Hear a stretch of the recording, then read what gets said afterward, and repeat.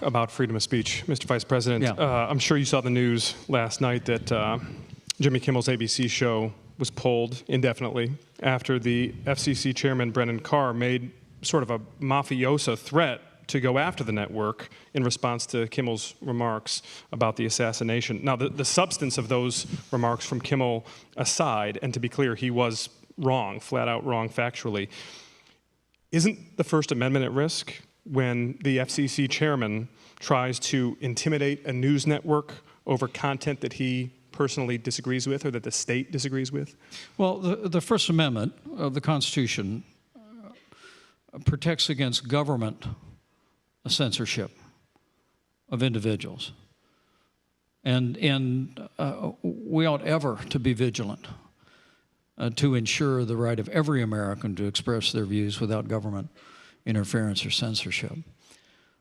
The First Amendment, though, does not protect entertainers who say crass or thoughtless things, as Jimmy Kimmel did in the wake of a national tragedy.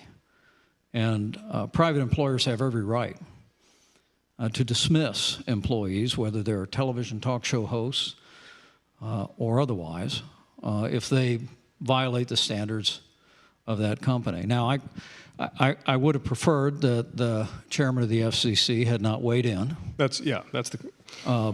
But I respect the right of the networks to make the decision, and it's not personal for me. I don't think Jimmy Kimmel ever had a kind word to say about me, and once apologized for something he said about me on the air. But that's not the point.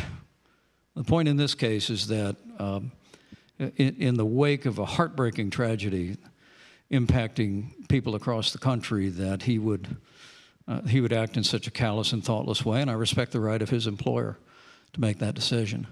I think now, speech is important, though, and the other part of this is, I have long believed that democracy depends on heavy doses of civility.